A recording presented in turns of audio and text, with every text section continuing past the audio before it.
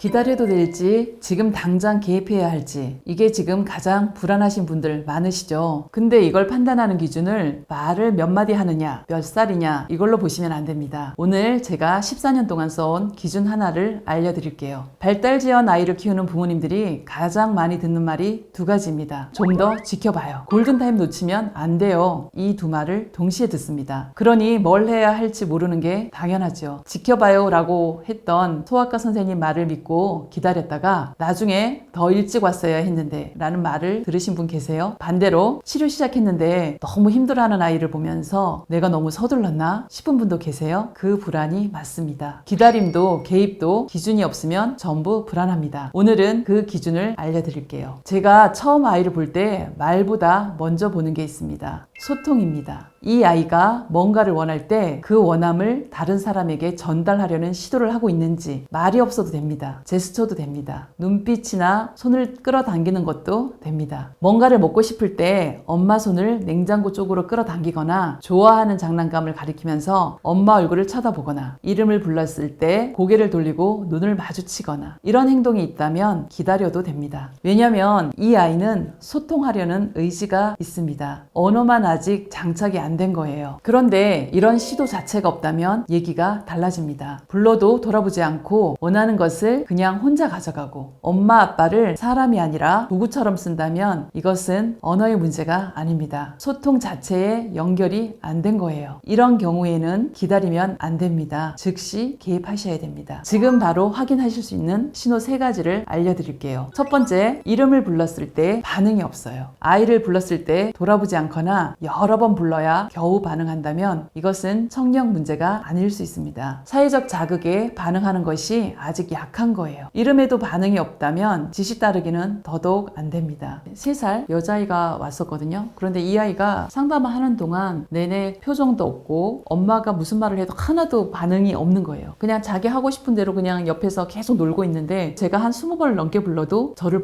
바라보지 않았고 그건 안 돼, 위험해 이런 말 자체가 하나도 통하지 않았어요. 그래서 제가 어머님께 빨리 치료를 개입하셔야 되겠다. 지금 빨리 하셔야 된다. 이런 말씀을 드렸는데 어머님께서는 내일이라도 우리 아이가 엄마하고 말을 할 것 같다는 거죠. 그래서 좀 기다려도 되지 않냐 이렇게 말씀하시는 경우들이 사실 좀 많아요. 그래서 제가 조금 더 심각하게 아이가 이런 것도 안 되고 무표정이고 호명도 안 되고 이야기를 해드렸더니 집에서는 엄마가 부르면 쳐다본다는 거예요. 그래서 제가 물었어요. 몇 번을 쳐다봅니까? 그랬더니 한두 번 쳐다본대요. 그래서 제가 말씀드렸어요. 부모님들은 우리 아이가 치료실에 상담을 왔는데도 불구하고 우리 아이가 자꾸 괜찮다고 말씀하고 싶어하는 경향이 있으세요. 그래서 제 앞에서조차 우리 아이가 그렇게 심하지 않아요? 이런 것을 자꾸 어필하시는데 제가 그래서 객관적으로 10번 불렀을 때 7, 8번을 쳐다보는 것이 일반적인 반응입니다. 집중하느라고 한두 번 못 쳐다볼 수 있지만 10번을 불렀는데 한두 번을 쳐다보는 것은 호명 반응이 안 되는 것이에요. 이렇게 좀 기준을 잡아드리죠. 그래서 아이가 지금 또래보다 이런 부분이 안 돼서 빨리 치료하셔야 되겠다. 이렇게 상담을 해드렸던 경험이 있습니다. 두 번째는 눈 맞춤이 거의 없어요. 눈을 안 맞추는 것이 아니라 못 맞추는 경우가 많습니다. 이런 경우에는 눈 맞춤을 회피하거나 맞추는 시간이 매우 짧습니다. 눈 맞춤은 소통의 가장 기본적인 방법이에요. 사람에게 관심을 갖게 하고 눈 맞춤이 길어지는 노력, 그런 활동들을 해야 됩니다. 세 번째는 놀이가 반복적이고 확장이 안 돼요. 같은 장난감을 같은 방식으로만 계속 가지고 놀고 다른 방식을 제안하면 거부하거나 무너진다면 이것은 고집이 아니에요. 변화와 예측 불가능한 것에 대한 불안이 큰 것입니다. 이러한 경우에는 치료보다 먼저 이 불안을 낮춰주는 것이 우선입니다. 반대로 기다려도 되는 경우를 말씀드릴게요. 이름을 부르면 돌아봅니다. 눈도 맞춥니다. 원하는 것이 생기면 엄마한테 와서 표현하려고 합니다. 말은 아직 없어도 행동이라도 합니다. 놀이가 다양하고 새로운 것도 탐색하려고 합니다. 이런 경우라면 언어만 좀 느린 거예요. 이런 아이들은 환경이 풍부해지고 상호작용이 늘어나면 말이 터집니다. 치료가 필요 없다는 것이 아니라 치료를 시작하더라도 기다리면서 하는 것과 지금 당장 방향을 잡아야 하는 것은 다릅니다. 가장 많이 보는 게 그거예요. 호명 반응 10번 불렀을 때 몇 번 쳐다보느냐. 심부름, 지시 따르기인데요. 아이가 이거 쓰레기통에 버리고 와 아니면 컵 가지고 와 했을 때 지시 따르기 할 수 있느냐 그런 것도 보고요. 또 하나는 아이가 잘 웃는지도 봐요. 아이 얼굴이 무표정한 경우가 상당히 많아요. 사람하고 뭔가 소통 안 해본 아이들은 감정을 잘 못 느끼고 감정을 잘 몰라요. 혼자만 많이 놀았기 때문에 표정이 거의 무표정인 경우가 많아서 저는 무표정인 아이가 방실방실 웃는 것을 보면 아이가 좋아지고 있다 이렇게 말씀드려요. 그래서 그런 웃는 표정, 그런 감정적인 부분도 보고 또 하나는 아이가 모방이 되는지 예를 들면 주세요를 시키잖아요. 어린아이들 간식을 먹고 싶을 때 엄마가 주세요 이렇게 시키는데 이 주세요를 여러 번 시켰더니 아이가 언제부터 손을 내밀고 주세요 행동을 하는지 이런 모방이 되는지도 확인해 보라고 말씀드리죠. 이런 것들이 만약에 교육을 했더니 되더라 지시 따르기도 되고 모방도 되고 이러면 사실 되게 긍정적인 신호이죠. 사실 부모님들이 아이가 좀 느린 것을 보면 이제 불안해 하시거든요. 그래서 이것을 받아들이지 못하고 계속 감싸시려고 해요. 감추시려고 해요. 말씀드리고 싶은 것은 아이가 좀 느려진 이유를 우리는 아무도 탓할 수 없어요. 왜냐하면 부모님이 어떤 실수가 있었다고 해도 그 실수가 아이를 잘 키우려고 하다가 보니까 생긴 실수였지 이렇게 아이가 느린 아이가 되고 아이의 발달에 문제가 될 거라고 생각했으면 휴대폰, 미디어, TV 다 껐을 거예요. 근데 우리 아이가 그럴 거라고 생각을 안 했기 때문에 TV도 보여주고 휴대폰도 보여주고 했던 거거든요. 그런데 이것을 몰랐으니까 그렇게 했던 것에 대해서 너무 죄책감 가지고 너무 힘들어하지 않으셨으면 좋겠어요. 지금부터라도 그것을 바꾸고 방향을 잡아서 가시면 돼요. 지나간 시간에 너무 에너지 많이 쓰지 마시고 오늘부터 오늘 하루 어떻게 할지 그것만 좀 생각하셨으면 좋겠습니다. 그러면 아이는 따라옵니다. 오늘 드린 기준을 정리하면 이렇습니다. 말을 몇 마디 하느냐가 아니라 소통하려는 의도가 있는지를 보세요. 의도가 있으면 기다릴 수 있습니다. 의도가 없다면 지금 방향을 잡아야 합니다. 우리 아이가 어느 경우에 해당하는지 집에서 직접 체크해 보실 수 있도록 발달 점검 체크리스트를 만들었습니다. 영상 아래 링크에 있습니다. 받아가셔서 확인해 보시기 바랍니다. 느려도 할 수 있습니다. 다만 방향은 있어야 됩니다.